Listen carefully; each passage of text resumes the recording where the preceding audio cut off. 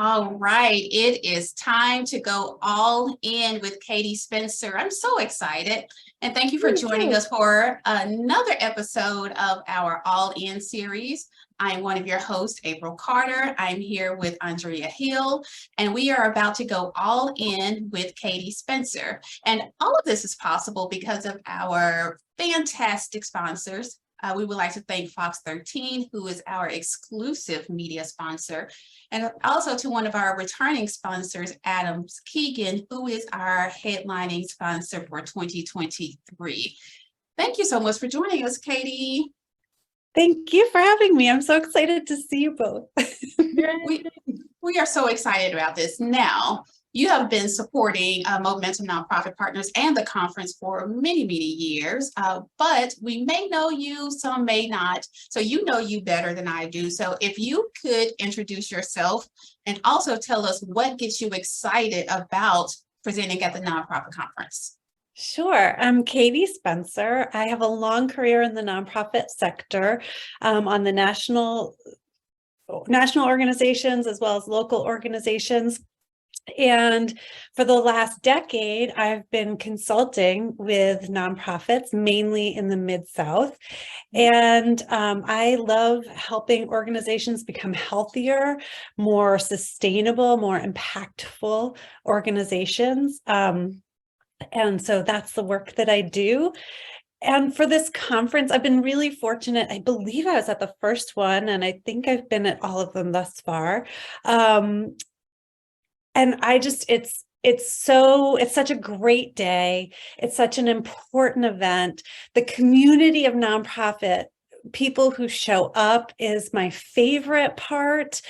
But I also just think it's so important to pause from our day-to-day work and share ideas, learn what other people are doing that's working or not working, just connect with our nonprofit colleagues and think, and just connect. I think that's what really gets me excited about it and why I think this is seriously one of the most valuable things that any nonprofit person in the Mid-South can be doing with their time. And I hope everyone who serves in the sector in any capacity shows up on April 20th.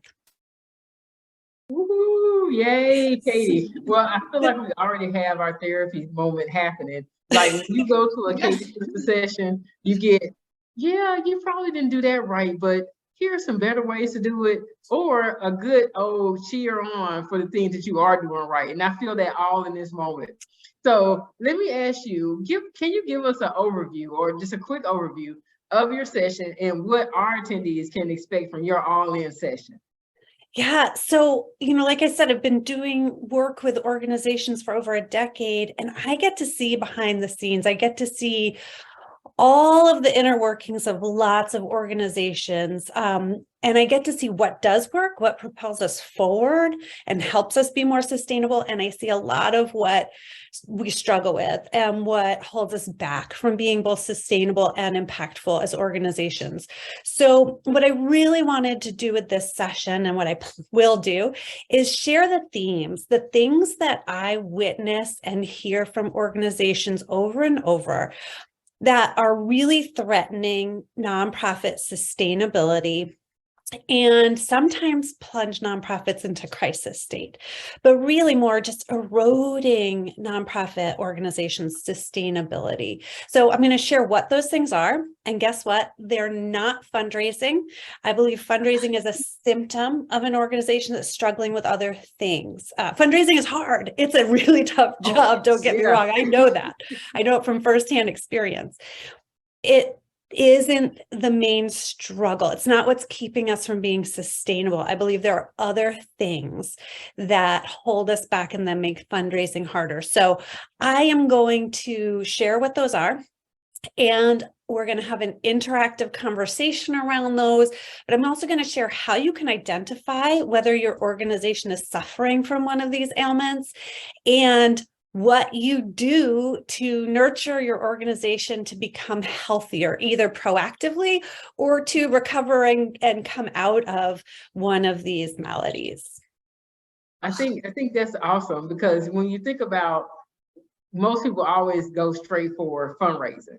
And that's not actually the root cause of the things that may be hurting or ailing your organization. So I love the conversation and the engagement that I know you'll be bringing to this session to really get us all thinking, putting our thinking caps on and thinking outside the box a little bit to go into this session. Thank you for that. I'm excited. Andrea, I totally agree with that. You know, just being able to identify beyond the symptoms, looking at the causes. But when you think about your session and being able to identify these root causes and giving them some practical ways to combat it and address it, why is this conversation so important to the nonprofit sector specifically? Such a good question, April. I think our sector has long believed that we have to suffer to do good. And I see leaders and teams and organizations as a whole struggling and not necessarily achieving the results that they want to, having the impact that they imagined when they either started their nonprofit or joined their nonprofit.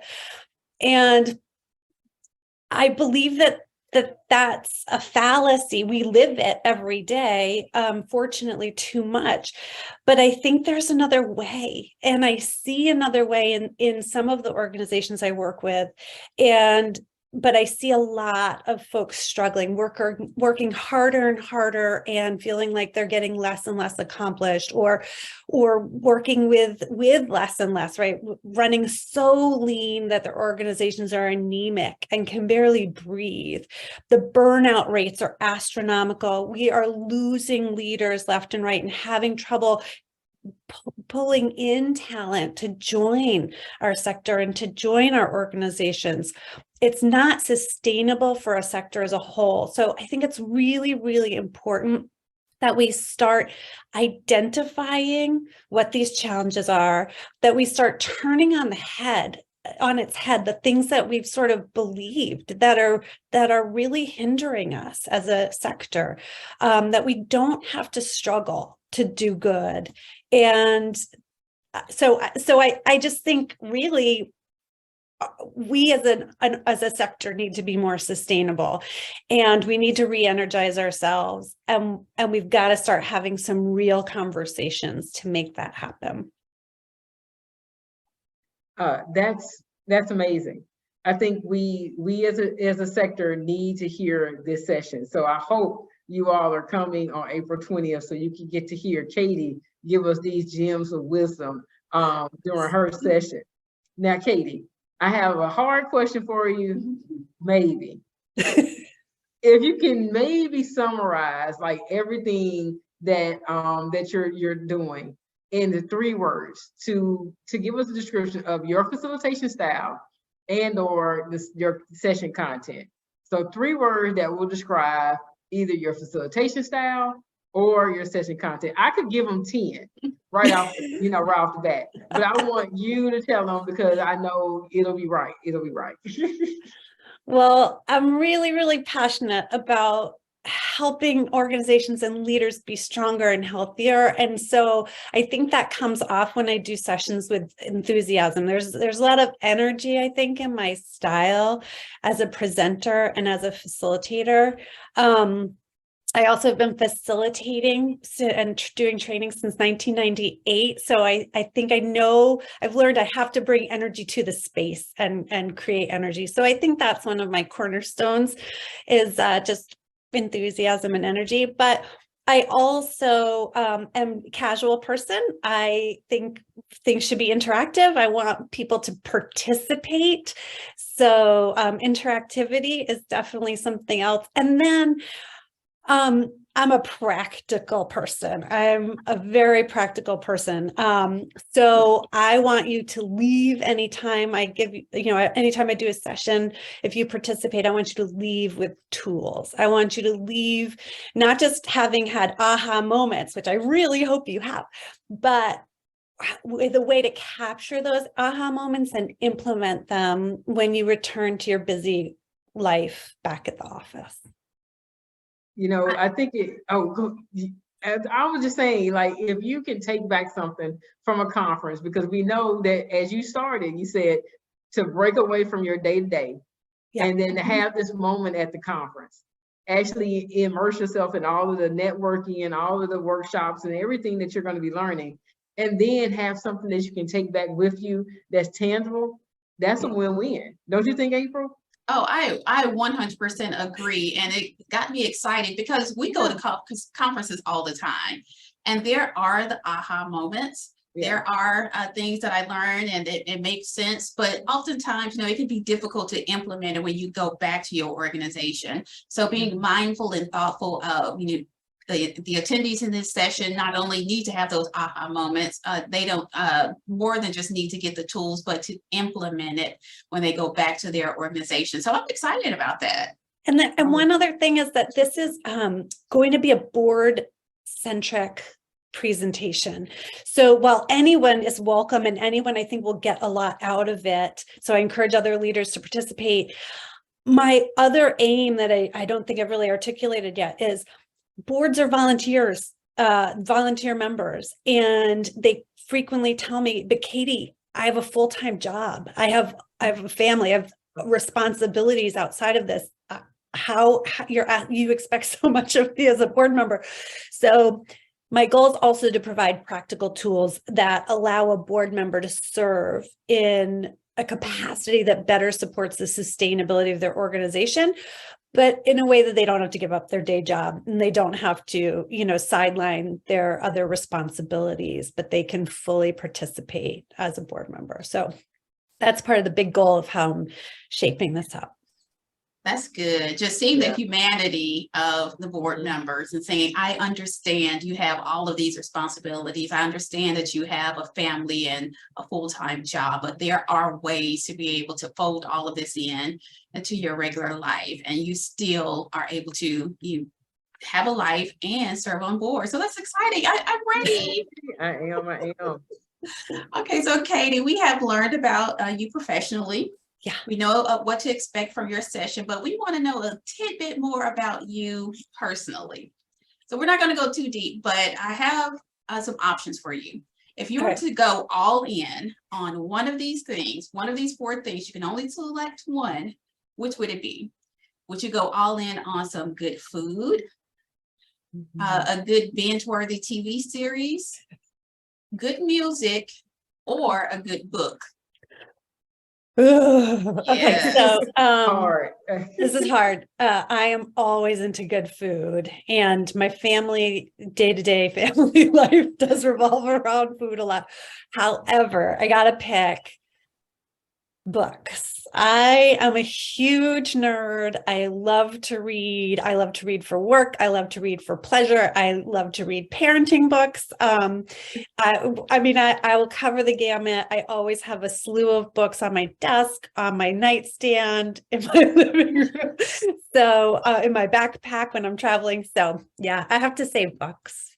Okay, so you'll take good books and average food? No, that's not an option. No, I'm just kidding.